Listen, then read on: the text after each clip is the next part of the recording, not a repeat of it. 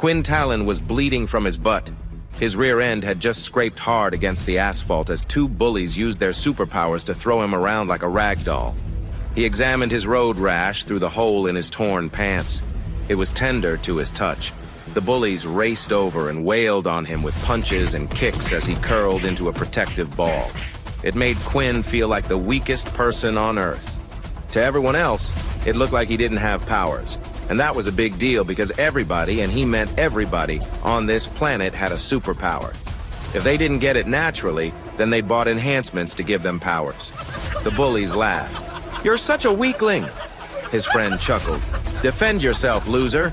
Quinn was helpless. The sun sapped his strength for some reason. Quinn screamed, "Get off of me!" The bullies laughed again, and one punched Quinn in the nose. Blood poured out of his nose and smeared across his face. Suddenly, Quinn felt a surge of strength, and he pushed one of the bullies to the ground. The other's eyes went wide. "What the hell, man?"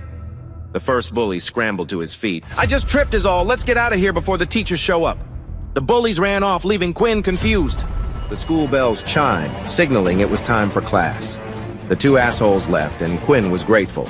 He quickly toweled off and hurried to his first class of the day, combat training class. When he pulled the door open, everyone snickered at him for being late. But he went to his station and sat down to get started. Quinn placed the VR goggles on and loaded up the training module. Experience points, 80 out of 100. Only 20 points from leveling up, but light years behind the rest of his class. He was the weakest cadet, and no matter how many optional or daily quests he did, he was stuck in dead last. The Dalki, a tentacled green alien race, flickered into view. Quinn took a breath. There was no room for error now. Next to him, a student named Aaron wiped away simulated hordes of the Dalki. The other cadets marveled at Aaron's ice abilities. She shot frosty blasts from her hands and finished the training module in record time. The aliens headed for Quinn at once. He raced across the city looking for anything to use as a weapon. Other cadets had abilities and beast weapons. Quinn had nothing. The aliens drooled as they swarmed him. He momentarily forgot he was in a simulation and remembered the devastation the Dalki invasion wreaked all those years ago. He froze up, paralyzed by fear, as alien tentacles sprang out to grab him. Mobilized by the threat, Quinn swerved aside, grabbed the tentacles with his virtual gauntlets, and pulled with all his strength. A strategy brewed in the back of his mind. He was ready to execute when he felt a pull against the VR headset. Before he could do anything, the simulated training blinked to darkness and the headset was pried off his head. Quinn whipped around, unsurprised to see Riley. He was one of the second years and a large thorn in Quinn's side. "Why are you hogging the training gear?" Riley sneered. "There's no point. Trying to train you is a complete waste of time. You should let the rest of the cadets here train. After all, we're the ones that will be protecting you and the rest of humanity if the Dalki invade again." Quinn reached for the headset. "Give it back!" Riley let Quinn grab the headset, but he did not let go. He felt Quinn pull and began to laugh. "Please don't tell me that's all the strength you've got. You're going to make me cry. Now bugger off already." Quinn pulled harder, but a sheen of silver appeared around Riley's hand, giving him a literal iron grip around the headset. Still, Quinn summoned all his strength and pulled. Riley's hand budged a smidge and his smile disappeared. "I said bugger off." A coat of shiny metal encased Riley's other hand right as he threw a thunderous punch. Quinn crashed onto the training ground floor, a welt instantly forming across his left cheek. A system message popped up over his eyes. Health, 4 out of 5. More of Riley's posse gathered around him. Riley smirked. "Come on, let's give Quinn here a good old superpower Sunday." Quinn tried to fight back, but the other bullies pinned him to the ground. A kaleidoscope of colors shot out of their hands. Mud and water and vines encased Quinn as he screamed and resisted. By the time they were done with him, he was trapped under a pile of colorless sludge, born from the elemental abilities of Riley and his posse. A superpower Sunday. Everyone knew that Riley was one of Momo's lackeys, and Momo was the Duke's nephew, a third-year cadet with a tremendous ability. Getting in Riley's way meant getting in the Duke's way, so none of the other cadets batted an eye.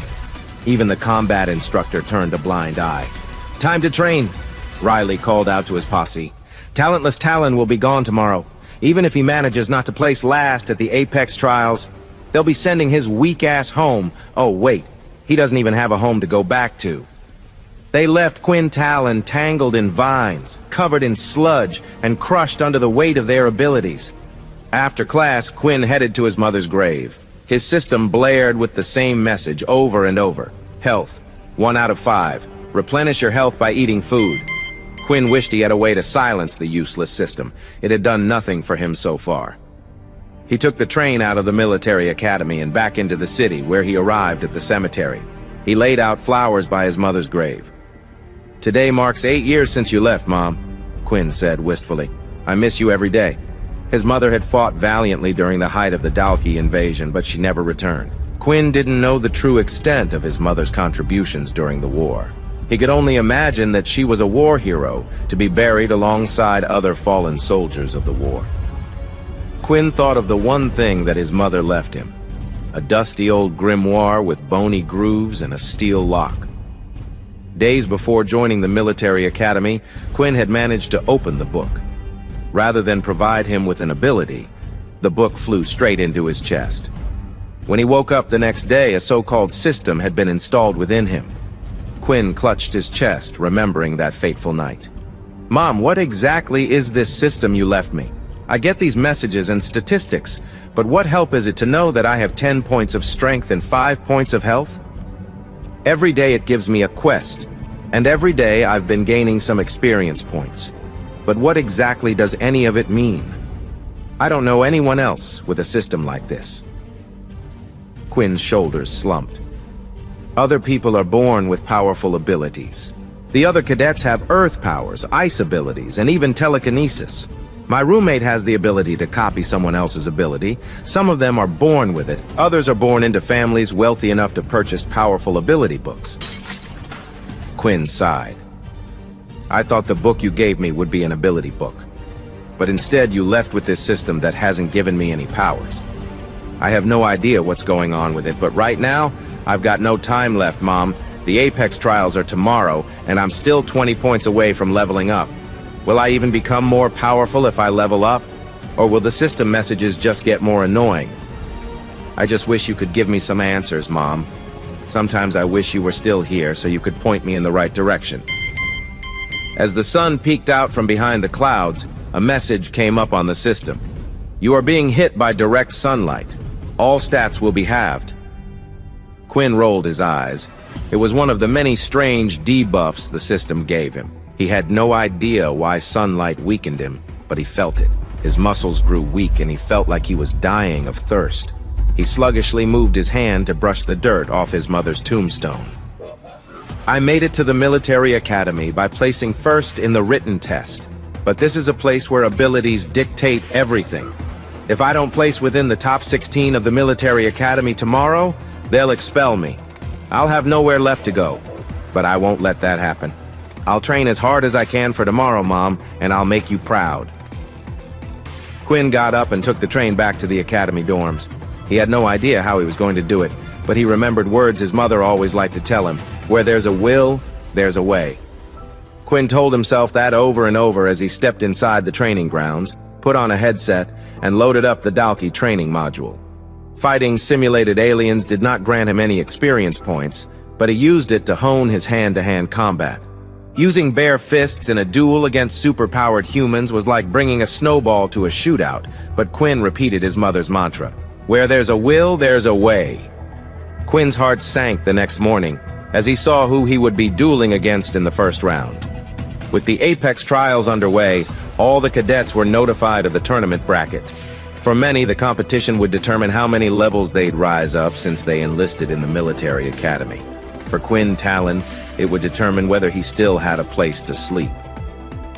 Quinn looked at the name next to his: Dan Elmwood. He was a second year and one of Riley's friends. It was just Quinn's luck that he would draw someone with a year's worth of experience in the military academy. He stepped into the military arena, a domed stadium that seated hundreds, elevated ringed around a circular stage where the cadets would face off against each other. He nervously watched Erin handle her opponent with ease. He watched as Riley pummeled his opponent with fists wrapped in metal. Finally, it was his turn. The speakers blared out. Number 64, first-year Quinn Talon versus number 28, second-year Dan Elmwood. Quinn and Dan stepped up onto the stage. As Quinn set his eyes on his opponent, a system message popped up. Combat quest, defeat Dan Elmwood. Reward, 20 experience points, and a random ability. Quinn's chest pounded. This was it. This was the duel of Quinn's lifetime, with everything at stake. Win, and he'll have enough points to level up. Lose, and say goodbye to his future. Fight! Dan Elmwood charged forward, confident he could defeat Quinn in a matter of seconds. The second year vanished in a puff of smoke, and Quinn quickly remembered that Dan's ability had something to do with invisibility. Before he could react, Dan appeared right in front of him and threw a hard punch, sending him crashing to the ground. Health, 4 out of 5. Quinn pulled himself up before Dan could land another punch. He watched his opponent vanish in another puff of smoke. Quinn took a step back and attempted to predict his movements, but Dan appeared in front of him, smirking, and once again he was too slow to react. Quinn took a punch right to the gut and keeled over. Health, 3 out of 5. Quinn wheezed, but expected Dan to deliver a finishing blow. He forced his body to tumble to the side, narrowly avoiding what would have been a decisive kick below the waist. Quinn pulled himself up and gathered his breath. All that stood between him and certain expulsion were 3 points of health, but all he had to defeat an opponent who could turn invisible were his 2 fists. Where there's a will, there's a way. Quinn's eyes narrowed as Dan disappeared again with an arrogant smirk. Rather than panic, Quinn closed his eyes. He put all his focus on his hearing, on the laughter and jeering of the arena crowd, on his own heavy breathing, and on Dan's footsteps. There! Quinn swerved around, but not fast enough. An uppercut scraped the side of his jaw, and he tasted iron in his mouth. Health, 2 out of 5. The crowd cheered for Dan Elmwood louder than ever. All the other cadets saw this as a rousing victory. Dan's smile, however, had disappeared. He watched warily as Quinn stood up and issued a taunt. "Come at me, bro." Dan grew beet red. In a puff of smoke, he vanished again. Quinn smiled. Every person's abilities had a specific weakness, and he had figured out Dan. However, Quinn also understood that winning would require taking another punch, which meant he only had one shot to beat Dan. Quinn shut his eyes. He focused on Dan's footsteps racing around the arena, all other noises drowned out. Quinn set his arms down. He relaxed. He was practically inviting the invisible Dan to attack, and that was because he wanted him to. Quinn heard charging footsteps. Behind him, Dan reappeared, ready to swing at the back of Quinn's head when he ducked, swept at Dan's legs, and pounced. "You can only turn invisible when you're moving," Quinn said with a grin. "You have to reappear when you attack. Isn't that right?" Before Dan could answer, Quinn sat on top of him and swung his arms in a relentless flurry until Dan's face looked like a giant plum. Quinn had won. His system message let out a jingle. "You have reached the maximum experience for level 1. Would you like to level up?" Quinn pulled himself off of an unconscious Dan and faced a silent crowd. Riley and the rest of his posse ran towards their fallen friend. Among the third years watching, Momo crossed his arms and glared at the victor. Quinn focused on his system as he hobbled off the stage. "Of course I would like to level up. Why would you even ask that?" he said in a low voice. Another system message appeared. "Once you have leveled up, all changes will be irreversible." "I don't care. I want to level up," Quinn stated. Seconds later, a congratulatory message came up. "You are now level 2. The evolution process will begin now." Before Quinn had a chance to be confused, his body convulsed in a kind of pain he never felt before. Something stabbed at his heart and he fell to the ground, writhing. Cadets gathered to watch in horror. Quinn's heart beat faster than it ever had before. Blood pumped out through arteries and veins at a breakneck speed, sending waves of agony pulsing across his body with each pump of his heart. His mouth opened, but he stifled the urge to scream, afraid it would only terrorize everyone watching and get him eliminated from the Apex trials. Quinn endured the pain for what felt like a lifetime, but in reality, it had only been 5 minutes. When the torture subsided, he raced off to a locker room where he could gather his breath. He had more matches ahead after all. Just because he won against Dan Elmwood did not mean he was safe from expulsion. A message from the system appeared before Quinn's eyes. "Congratulations. You have successfully evolved. You are now a halfling." Quinn knit his brows, reading the message. He had no idea what it meant to be a halfling. He certainly didn't feel any different. The messages continued. Your stats have increased. In addition, you have unlocked a new skill. Level 1, Blood Swipe. Blood Swipe. The skill has a range of 5 feet. It will fire out a red line of energy from the user's hands. To use the skill, the user must use their own blood, causing -1 health point per blood swipe. Quinn couldn't believe his eyes. He had an ability. What a weird skill, he muttered. But nevertheless, leveling up had granted him a new way to fight. Quinn quickly munched down on a banana and some granola bars. His health bar was replenished to 3 out of 5 hearts. Soon it was time to face his second round opponent. More importantly, it was time for Quinn to put the blood swipe skill to use. Quinn stepped back out onto the stage. The speakers boomed. Number 64, first-year Quinn Talon versus number 14, second-year Riley James. Rather than cower at the matchup, Quinn walked confidently to the center of the stage. Riley spat on the ground as he approached. You got lucky beating Dan. He's an imbecile, but he's my imbecile. I'll make sure to put you back in your place after what you did. Quinn did not even blink. This is the top 32 of the Apex trials. I'll show you and the rest of the academy that I belong in the top 16. I belong to stay. Riley belted out in near maniacal laughter. You? Top 16? You're not even really top 32. The trials are just for cadets who want to rank up fast. You can't even begin to imagine how out of your league you are. You have no abilities, no skills. All you have is a dead mother to cry about. Quinn balled his fists. He boiled with anger. Right on cue, the speakers boomed. Fight! Riley's fists wrapped with metal. He charged towards Quinn, who swerved nimbly aside. Ascending to level 2 had increased his agility stat. But it wasn't only that he felt lighter and faster. Running training simulations of the Dalki invasion all night helped his reaction speed. More than anything, however, months of being bullied by Riley and his posse made his attacks predictable. Riley, however, never had the experience of Quinn fighting back. Until now. Quinn understood he had to be on the offensive immediately. He only had 3 health points, and the blood swipe skill cost 1 to use each time. If he were to let Riley hit him twice, he'd never have the chance to attack. So Quinn lunged forward, stopping right as he was within 5 feet of Riley. He opened out his hands and shouted with conviction, "Blood swipe!" A stream of blood gushed out from the center of his palm. Riley's eyes doubled in size as the blood solidified into a beam of energy and cut into Riley's metal arm. Blood spurted out from Riley's wrist as his left hand went limp. At the same time, the blood of the blood swipe skill disintegrated. 2 out of 5 health points remained, but Quinn had gotten the upper hand. "Don't you ever say anything about my mother again," Quinn shouted. "She fought during the Dalki invasion, and spoiled scum like you would know nothing about the sacrifice that takes." Riley was still dumbfounded, mouth agape at Quinn's attack. Blood dribbled from his arm. The blood swipe skill had cut right through, even though he had used his metal armor ability to protect himself. You have a skill," Riley stuttered. His posse in the crowd grew anxious. The thought that Riley could actually lose dawned upon them. Other parts of the arena began to chant Quinn's name. Clearly, Quinn was not the only person Riley and his lackeys terrorized in the academy. Now that Quinn made Riley bleed, everyone saw in him the person they all wanted to be. And Quinn was not done yet. Before Riley had the chance to gather his bearings, Quinn lunged forward again. Riley held up his arms, hardening them to silvery steel, but Quinn smirked. He dropped low and aimed his feet at Riley's shin and watched as the metallic sheen traveled down Riley's arms to his legs. This confirmed Quinn's suspicions. Riley was likely too weak to use metallic armor to encase his whole body. He could only cover a specific area at any given moment. Quinn let his foot crash into the steel shin. He got up quickly and prepared his next attack. A taunt.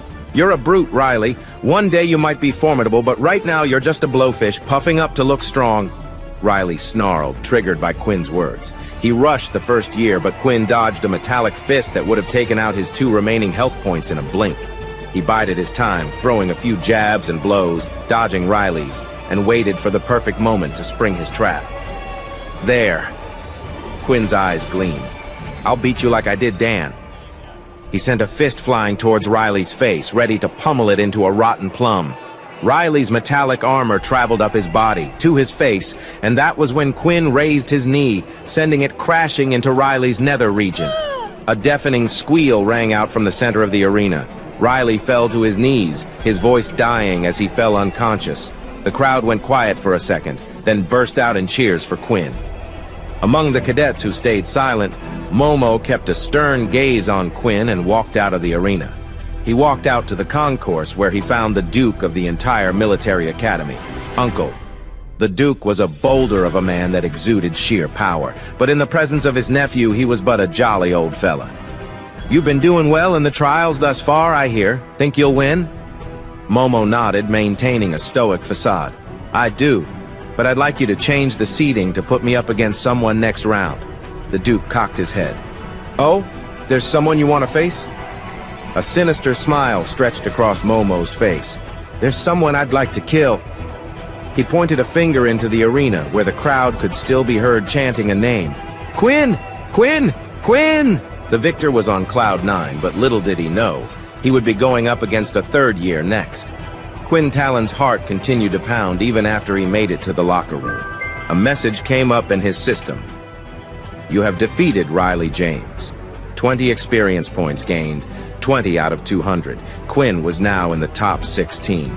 This earned him enough credits to stay in the military academy." He looked at his hands. The blood swipe ability had saved him.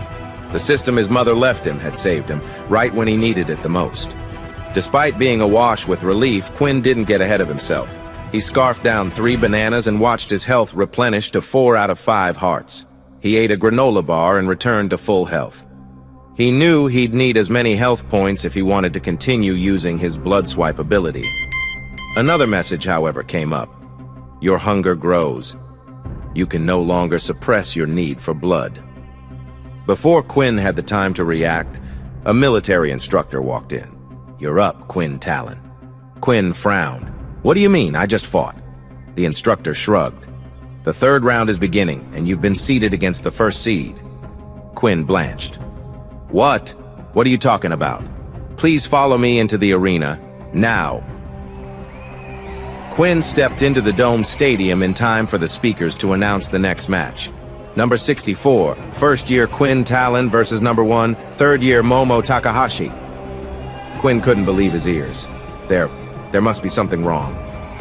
But when he looked at the stage, Momo was already standing there, arms crossed, eyes closed, waiting for Quinn to show up. Quinn walked forward with a frog in his throat. Before he could even prepare his heart, his speakers boomed, "Fight!" Momo opened his eyes. He stood nearly 2 heads taller than Quinn. His biceps alone were the size of Quinn's thighs. He was likely 95% muscle, and his stoic gaze filled with killing intent. "Wait!" Quinn stammered. This wasn't a fair fight. He was up against a third year. He was up against the strongest contestant in the Apex trials. Someone had clearly set him up for failure. Or perhaps something even worse. Momo reached behind his back and pulled out a whip. Flames spread from Momo's hand to the tip of the whip. Quinn realized what this was. A soul weapon. Beast weapons were the common weapons used by most cadets. They were found following the Dalki invasion as weapons crafted on advanced planets. But soul weapons were in a league of their own. Only when a cadet's weapon training matured did a soul weapon form from within the user's body. Quinn was about to find out just how destructive soul weapons were. Momo raced forward, cracking his flaming whip out. Quinn tried to dodge, but the whip lashed out in the exact direction he shifted his body. Quinn yelped out in pain. The edge of the whip licked his shoulder, tearing through his shirt and searing his collarbone. 3 out of 5 health points. The attack had taken 2 of his health points, just like that. Quinn braved the pain, but another system message appeared. You can no longer suppress your need for blood. Your health point will decrease by 1 for every hour you do not drink blood. Drinking blood will replenish health points and grant you stat points for upgrades. Quinn frowned. He had no idea what to make of this, but he felt his body become sluggish, even after eating 3 bananas earlier. His muscles weakened. The pain from the shoulder gash hurt more than he could have imagined.